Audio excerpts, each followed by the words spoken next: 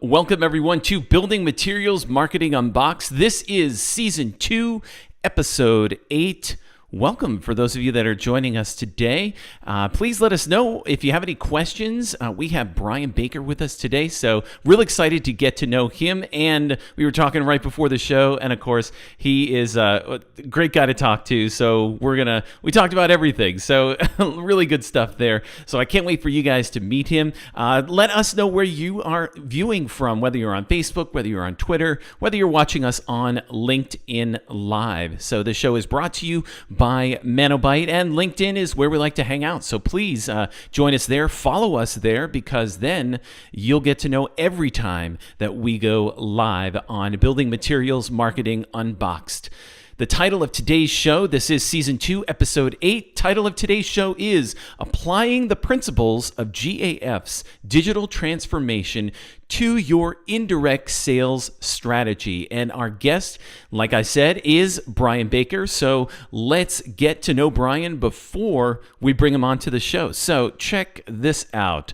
He is the founder of Dodecahedron, a digital marketing and digital product design consultancy. Now, I met Brian at the Wizard Summit. Great. He gave a great presentation there. And of course, I had to have him on the show.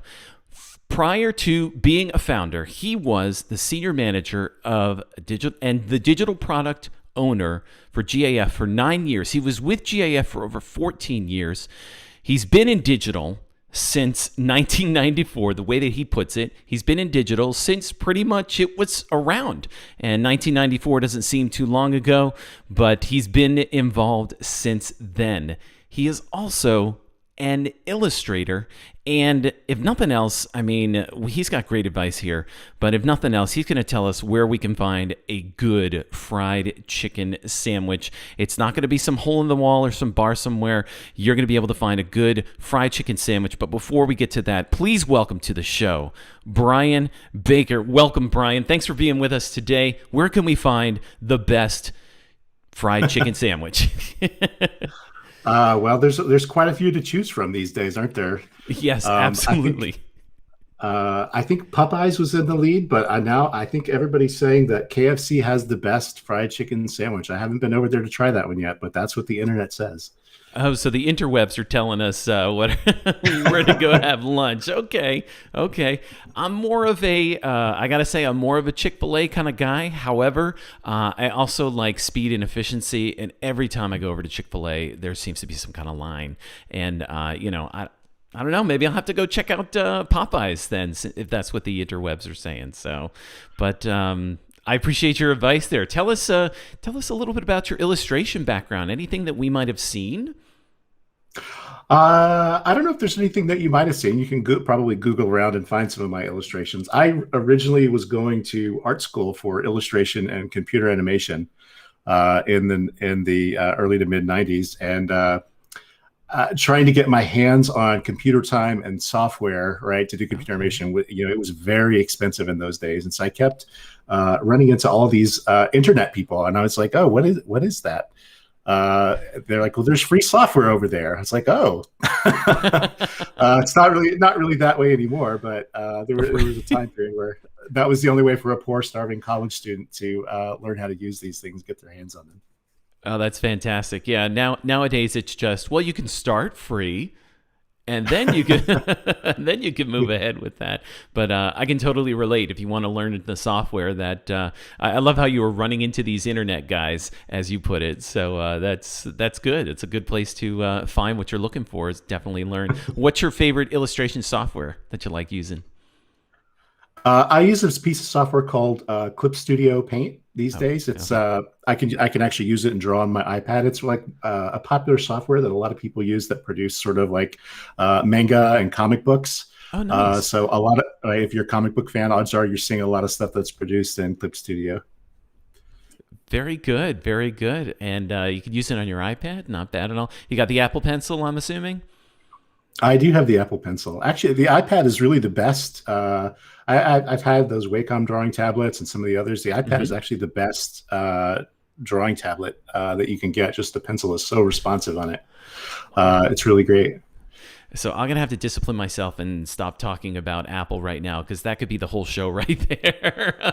A couple of Apple fanboys just chilling out talking about. I'm sure there are other podcasts, but we're here to talk about some building materials and how to market and everything. So I'm gonna jump right into it. So you led the digital transformation for GAF. GAF for our audience is a marketing leading roofing materials manufacturer. And you were there for over the span of a decade. So, can you give our audience an overview of some of the primary challenges that you helped GAF overcome, especially in the more recent years? Yeah, so I was involved in a lot there. So the state of digital when I first landed at GF was somebody actually told me, digital doesn't matter to our business. We'll always get our share no matter what we do. And that was really sort of this legacy kind of thinking because they were selling through these channels, right? So they would work with distribution and work with roofing contractors. And the most powerful person kind of in that process was the roofing contractor because a homeowner would call a roofing contractor and he would decide what products you're going to see when he shows up because you couldn't go places to see shingles, right? Only the Right. roofing contractor could bring them. And so the internet and digital, what really changed for GF was now we could reach consumers directly, right? So historically, they had to sell through channels and they had to work through just kind of interpersonal relationships. But now we could reach consumers directly, and so that really led to a lot of different things. So we built their social media channels from scratch. That was really an incredible experience because GF had this traditional reach for their brand, right? They would run events, right, and they'd done would do a lot of stuff by going through. It was hard work, but now we could reach a professional community that was order of magnitude larger through social media. So historically, they'd put out things into the trade press, and they'd put out maybe they were actually sending a lot of things on fax when I got there, right? That was one of the chief ways they would communicate with roofing contractors is they'd send out faxes. So just the amount of transformation that's happened there has been absolutely stunning, right?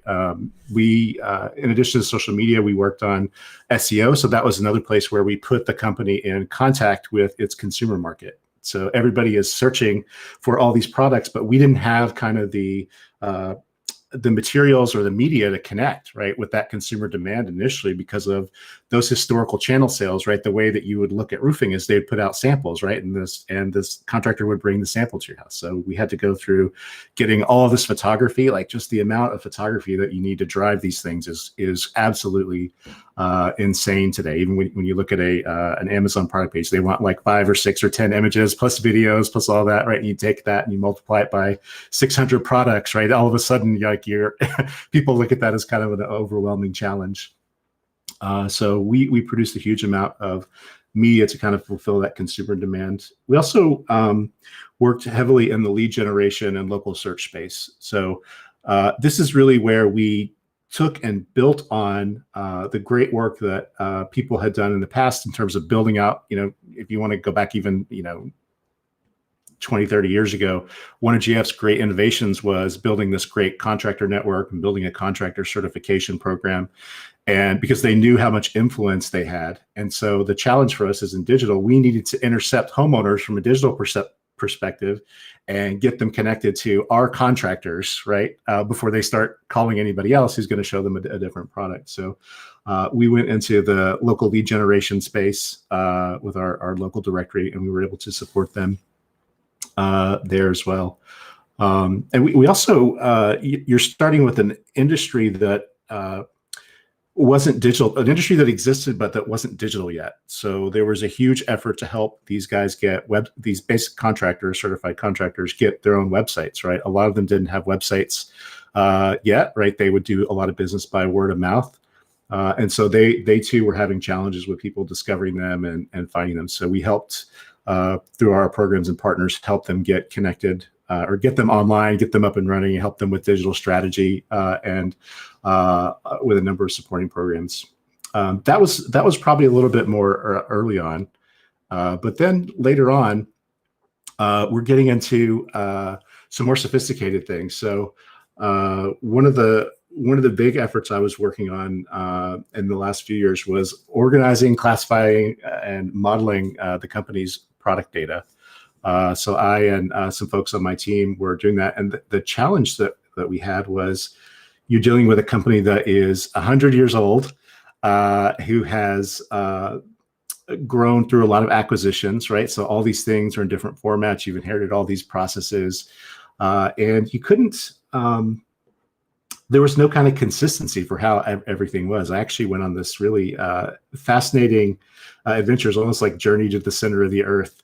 And I finally got all the permissions I needed to look in the systems. It was like getting permission to look at the Coca-Cola formula, right? And so what I found was over time, they built up all these walls and barriers around people getting access to these very precious like Word and Excel documents, right? And so what would happen is that you'd go through these digital layers to get permission, and then you could edit a Word document, right? And that's how you could change the product data, right? So it wasn't really driven in data.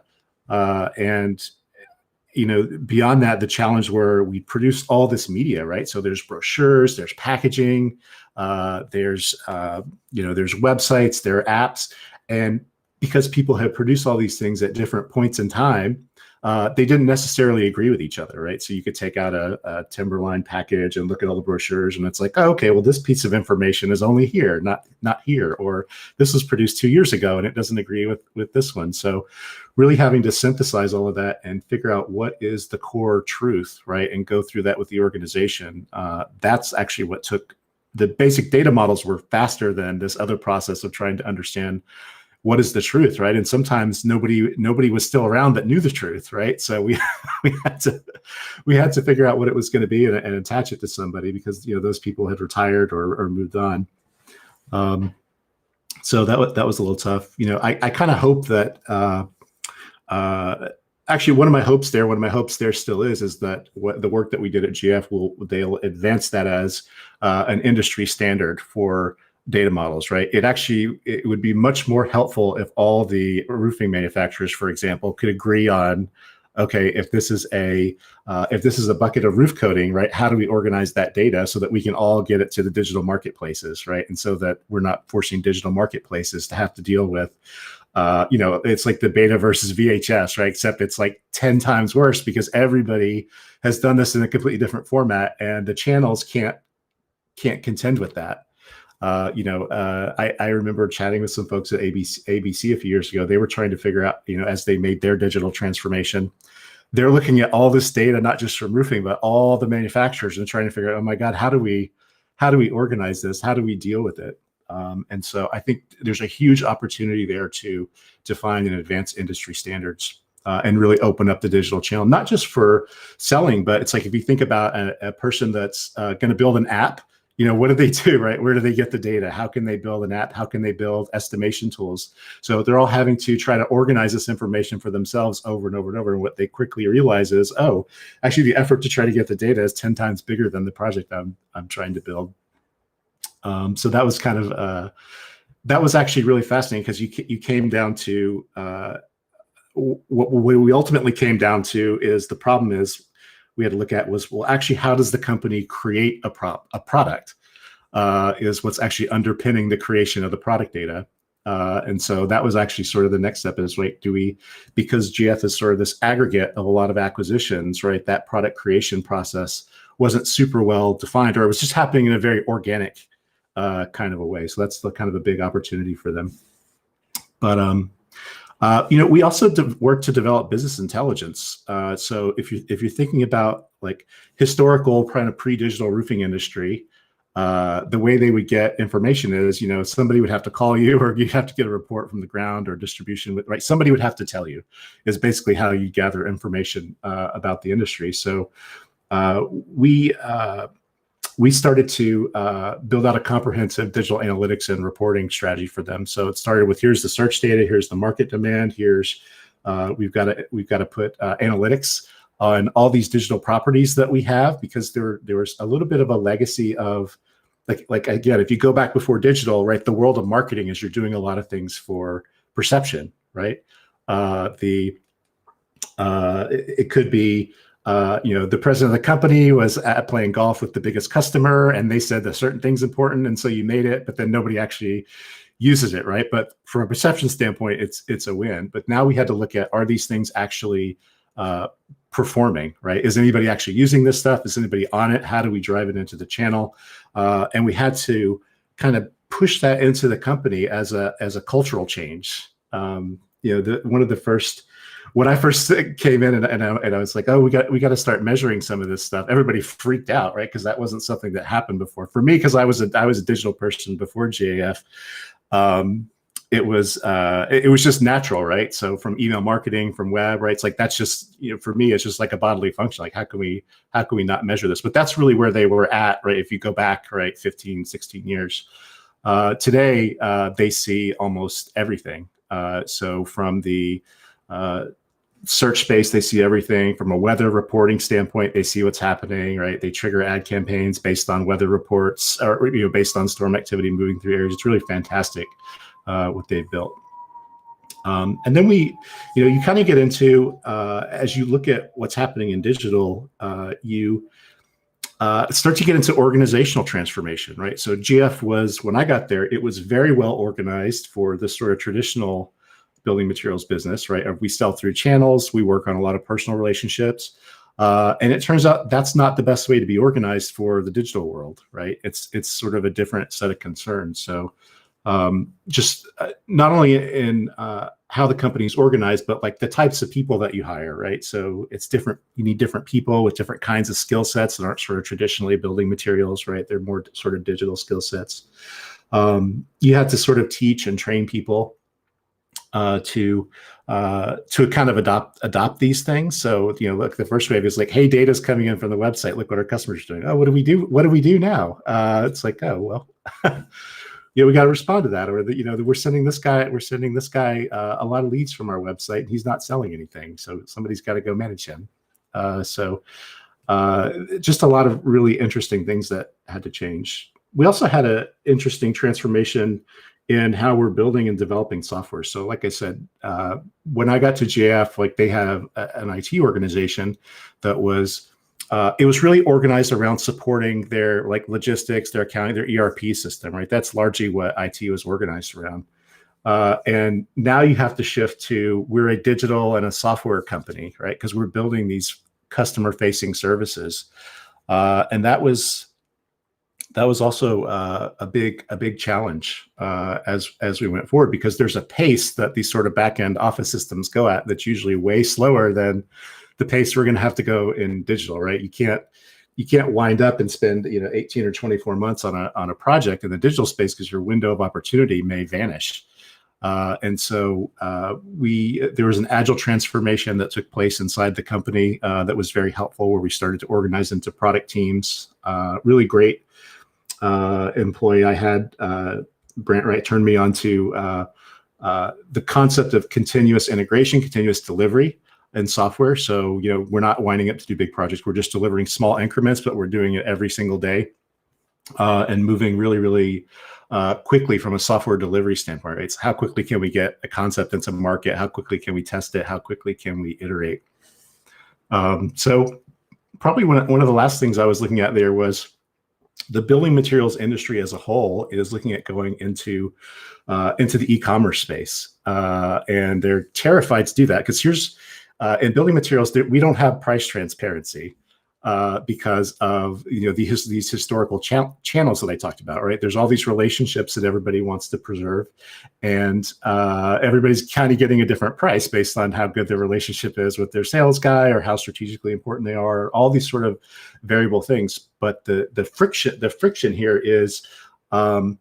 You have a hungry consumer, right, who's desperately trying to give you their money on the website, but they just can't do it, right, because you don't have a price out there. So the market this is where the market, I think, is forcing the industry to change a little bit. Actually, one really brilliant woman I worked with at GAF, she's now the CMO at Pella, Emily Vedetto. I just saw that they are announcing price transparency for their windows, and they're going to go kind of whole hog into the e-commerce space. So it'll be really fascinating to see how that unfolds. But I think she's going to be a big winner here, just because she's going to be the first and easiest path to buy this stuff online. It's we're just turning away so many customers because they can't give us their money today.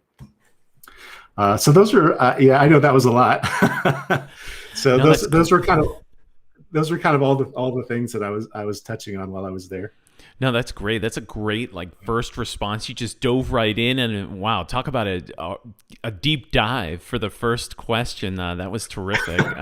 And not only did you give us what you did, but also what's happening over at Pella Windows and how they're making changes as well, and how that affects the building materials space as well. So that's wow. I mean, I just sat back and listened. So that was a great first response. So how do you, as you were talking about all these things, I mean, you had so many different initiatives, so many different pathways, so many things that needed to happen.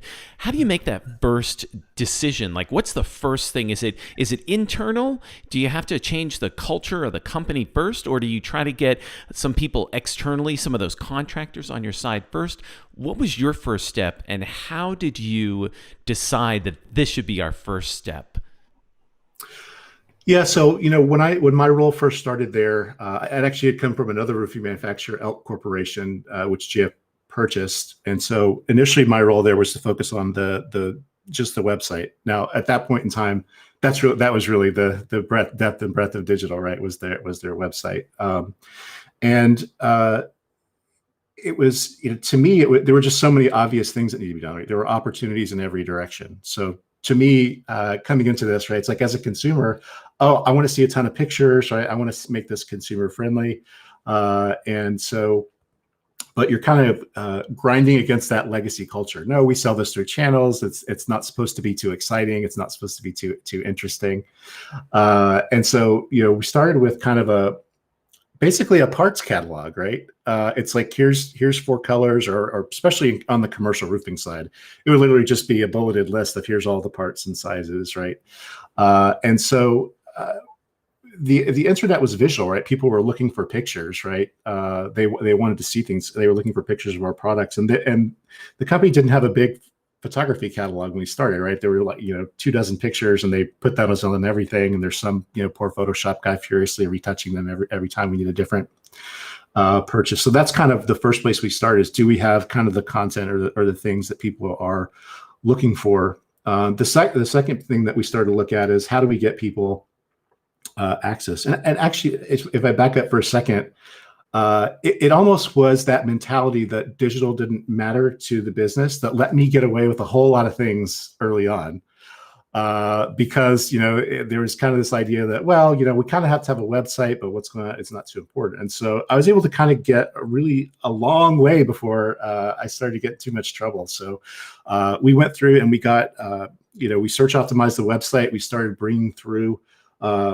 We kind of went from a few 100,000 people a year on the website to 4 or 5 million people a year coming through. Today it's even probably larger than that, particularly with the pandemic kind of putting everything on steroids. And so some of the first responses to that were a little bit of disbelief. It's like, oh, he showed us these huge numbers, right? This can't be real. Like we only talk to 10,000 people a year. How are we in contact with 1 million people? So that was hard. So at that point I realized, we're going to have to do a lot on analytics and reporting, right? Because these guys aren't seeing what I'm seeing. And so we started to then build out basic analytics. We started to try to share that with the business. The Salesforce loved that, right? Because that was like red meat to them. As soon as we showed them how many people we were sending through our contractor locator to their guys, right? They could go and twist arms and show them how much value they're demonstrating. But even beyond that, it starts to give them. And by the way, this is also where the cultural history of GF was a positive, right? They had built out this contractor network and they were supporting these contractors with various tools and things for their businesses. And so having this local directory, right, gave another reason for us to be in front of these guys more often to help support their business and grow their business, right? In a way that I'm not there trying to sell them something. I'm trying to support them. I'm trying to grow them. So that was really powerful. And also it was really powerful in terms of creating loyalty with the contractors, right? It's like, hey, we're actually sending you qualified customers now. Before we were sending you samples and you had to sell for us, but now because we're able to tap directly into the consumer market, we can do a lot to convince these people and send them to you. So that also was a big change for marketing. We weren't just, that's where we started to become not looked at so much as this extra expense or this thing that the business had to do and it couldn't quantify value to. No, we're actually generating and driving revenue, right? That's actually where the biggest cultural bomb went off inside the company is with those contractors. Because we go to these events, they would all tell us like how great the leads that they're getting are, and we were able to drive that through digital. As we and several different things are happening here too, right? So there's also a brand transformation that's taking place. So Emily Vedetta, who I mentioned earlier, she was a huge advocate for brand transformation inside the company, along with Carlos Caicedo, who is a great creative director. He came from Ogilvy. And we would do some subversive things. So if the business would say, "Oh, this kind of advertising is too edgy or too scary," and it wasn't scary stuff. It's just that it's just stuff that wasn't familiar to them. It's like, hey, what if we include some lifestyle imagery? What if we connect this with people's lives better? And they would be a little bit scared of that for the beginning. So we would just print out hanging posters up everywhere and kind of like just start acclimating people to these ideas, right? Until they didn't seem too scary anymore. Almost like, you get a new goldfish and you put it in the tank, you got to lower him in there, let all the other fish get used to him before, so they all feel safe. So that was quite a bit of fun. That's a perfect analogy. Perfect analogy with the goldfish. That's so true. It's marketing. I don't know. Maybe there's a term for it, marketing acclimation or acclimation marketing or brand acclimation. That's I love how you said that you call it. You did some subversive things. I'm sorry I interrupted. I just had to tell you how much I love that. That was great. Well, I mean, you have to, right? If you're gonna, right, change is a dangerous game, right? So you have to be willing to take some risks to kind of move things in a positive direction or kind of a more evolving or progressive direction. One of the things that started to happen and probably the last few years I was there was they started to make people accountable for metrics and performance particularly in the digital space. So we've moved over a period of 15 years, right? We moved from everything's operating on perception to now performance reviews and things like that are going to be tethered to, right, what our performance is, right, what our market reach is, and that's a good place to be because it starts to make all the right things happen in the business. It's like, because now the business is going where the market is, right, instead of where what kind of makes everybody happy, right? You can make everybody happy, but that doesn't mean you sold anything, right? You want to make sure that you sell stuff. You also need. I don't know. I'll just say that it takes a lot of bravery. I had to steel myself and go into kind of a lot of situations where I had to tell senior leaders that they weren't right. So that's hard, right? You have to think about how do you do that? How do you show them? One of the actually the greatest things that happened in digital is there's this great service, usertesting.com. I don't know if you use it, but you can put together your UX designs. You actually just draw something on a napkin, and they have this huge audience of 1 million people, and you can just put it in front of them and get their response, right? And the quickest way to sort of, because in a corporation you kind of get into a bubble, right? It's a bubble of what do we think and what do we believe, and it's not connected to, right, what does the customer believe? And the quickest way to pop that bubble is to get some of these random people to respond to stuff, right? So it's like if something's not working, right, they'll say so, right? You can let the customer say so, and that way you don't have to commit suicide trying to convince the CEO that he may be on the wrong track, right? If you watch customers try to use something and they're failing at it, right? Because it's something that makes sense to us when we built it, but it's not, a naive person coming to it, it's not working. That's powerful medicine, right? It puts everybody on the right track in a hurry. So yeah, it's lost my track here a little bit. I mean, changing an organization is really hard, and culturally, GAF has done a lot to change itself internally as well. I would say that the culture has become much more open. It was sort of I don't know. It was when I first got there, so long ago, it was almost like things were, I think we talked earlier and said, building materials is always 10 years behind, but it was almost like when I first got there, it was, things were quite a bit behind, right? It was still like it was the 1980s or something inside the company. And, it's like, I would just pop into somebody's cube and ask them questions like, hey, you got to make an appointment. Like, what are you doing? And it was, and so it was, a lot of people had assistants and they would do their scheduling. And so there was this sort of culture that you had to overcome, right? So this kind of structured culture, you had to move to a more open and spontaneous culture to react to the market, to move things at the pace that they needed to move in digital. So that was also really interesting.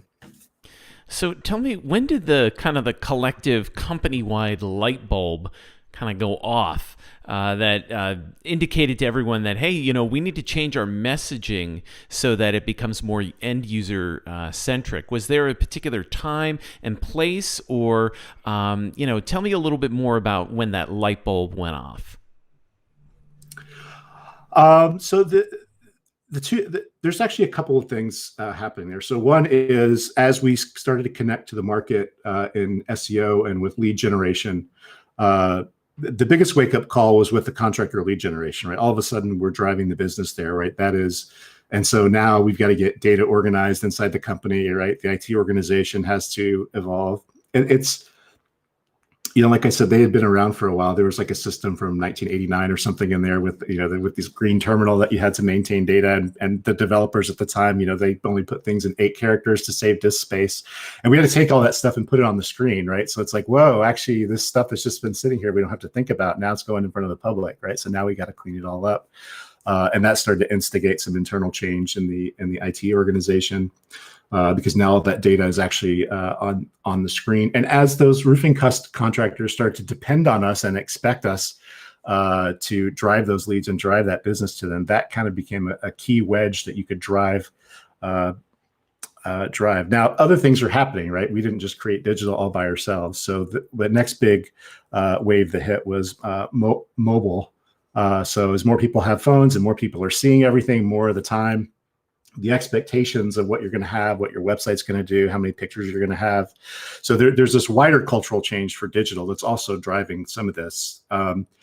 Initially, there was a kind of maybe a belief that roofers weren't that technically sophisticated. And from, I guess, if you want to think about just desktop internet land, kind of before we went mobile, there could have been a half truth to that. But once you went mobile, all these guys love their phones, right? They're all on their phones. They're all on digital. They all see everything. And so the expectations with mobile changed a huge amount of things because everybody's connected, right? And they're providing you feedback all the time. Like, oh, hey, this sucks, or this is wrong, or why don't you do this? Why don't you make this better over here? Or look what this guy did. And so the number of things and opportunities that you can see, I mean, in some ways, this is a product of us being early in the social media space too, because we sort of connected the industry. So we're telegraphing everything interesting, right, back into the business. And so the number and volume of things people are having to react to and the speed at which they're having to react to those things it's accelerating, right? And if internally, if we would say, if somebody didn't want to do a thing and then you see 4 other people do it and they're successful, right? That's another lever, right, that you can pull on, right? Oh, here, that's working. Right now we got to move and follow on this. So I lost my train of thought a bit. That's fine. I actually wanted to, you hit on social media there for a second, and I wanted to ask you, what are your thoughts? How can building material manufacturers improve the way they utilize their social media and of course, obviously their digital promotional channels, but in particular social media? What do you see out there that's good? What is not great? What makes you roll your eyes when you look at it? How can they improve? So we had a lot of really early success in social media, particularly in the Facebook channel, which was one of the most easiest ones to succeed in early on. If you go back to, I can't remember, I'll probably get the year wrong, 2010-ish maybe, as we're rolling into that.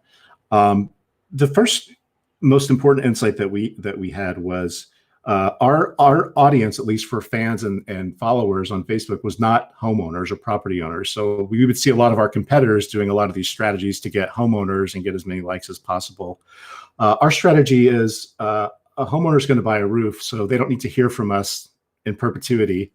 And usually we won't hear from them again, maybe one more time in their life, unless something hasn't worked out with the roof. But and so we decided early on we're going to focus on professionals, right, and building a professional community. So that's who we work to attach to our social media channel. And Facebook wasn't quite as sophisticated as it is now early on. And so we had to figure out how are we going to find roofers and roofing related people in social media and get them connected to us, because I couldn't go onto Facebook and say, oh, I want roofers and push a button for that. So we came up with this sort of psychographic targeting model, right? Which is like, what are the brands and things that constitute a roofer? I saw this art exhibit a long time ago when I was at art school. It was like self-portraits through the ages, and it showed you like, here's a Renaissance, right? Here's a Impressionist, here's a Cubism, here's an abstract, right? And here's the self-portrait from the 80s. And it was like this blackboard with stickers for all the brands that constituted a person, right? That's your identity.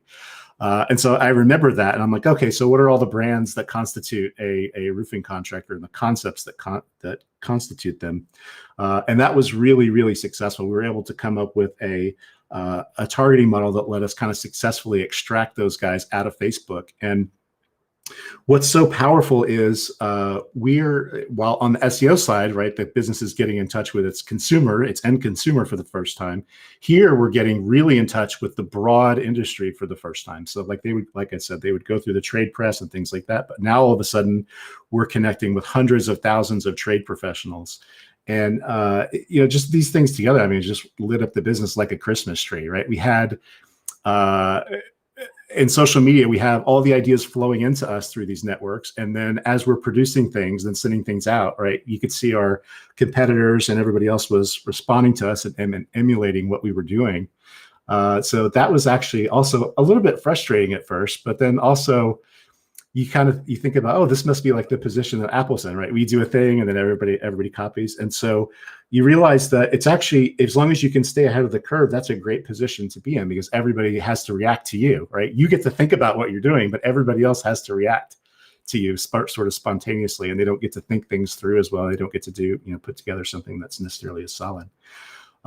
So the other piece of the channel was, I'm an Apple fanboy, right? So this idea of a product cult, or being in the product cult, was fascinating to me. So like, if you think about a product cult, right, that could be an Apple that connects with a lot of creative, and that was their heavy focus, right, with their Think Different campaign, and they would try to connect with creative professionals. And so when you have this convergence of the product with your customer in a way that is it supports one of their core pillars of belief, right? Their core purpose, right, in life, right? You have this kind of idea for a product cult, right, can emerge, right? You see that with Harley Davidson, right? That's another one, right, where sort of this independence and personal identity can work. You see that with Nike, right? This sort of athleticism and competition, right? Just do it, right?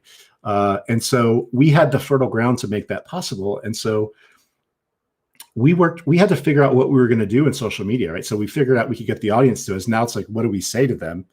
And so we kind of figured out, well, what are the core pillars of belief of a roofing contractor, right? So they're connected to their community, right? They care about quality and workmanship and craftsmanship. They care about honesty and integrity. Military support was really strong there because a lot of people come out of the military and go into construction.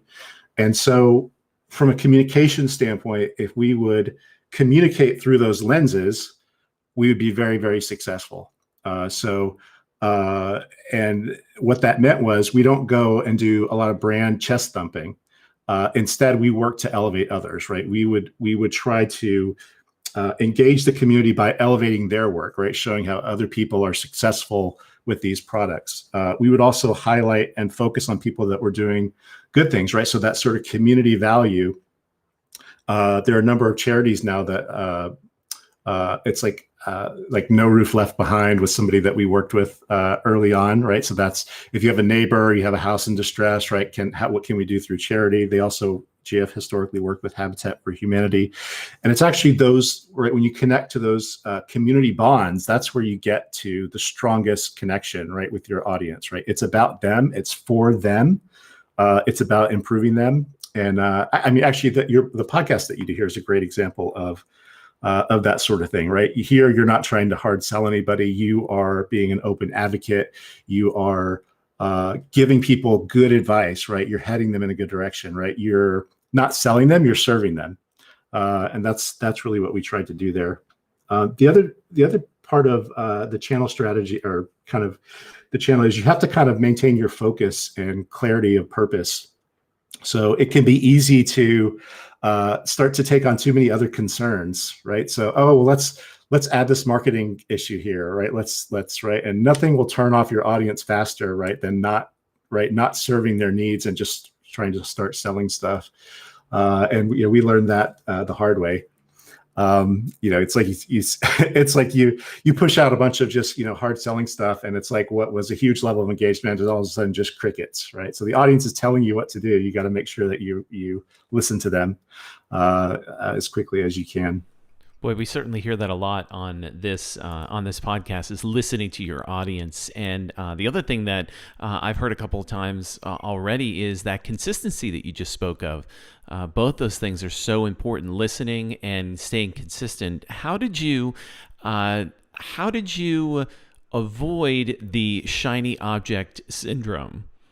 Oh, we want to push this out. This is interesting. Let's push this out, or let's try this. How did you, or did you not avoid the shiny, or did you learn from maybe that sort of, tell me a little bit about shiny object syndrome and pushing out things that maybe aren't consistent with the brand voice.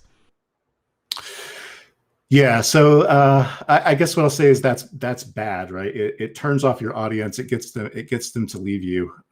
We did not, unfortunately, in spite of me antagonizing a lot of people, we didn't quite avoid the shiny object syndrome. So we had to take our medicine on that.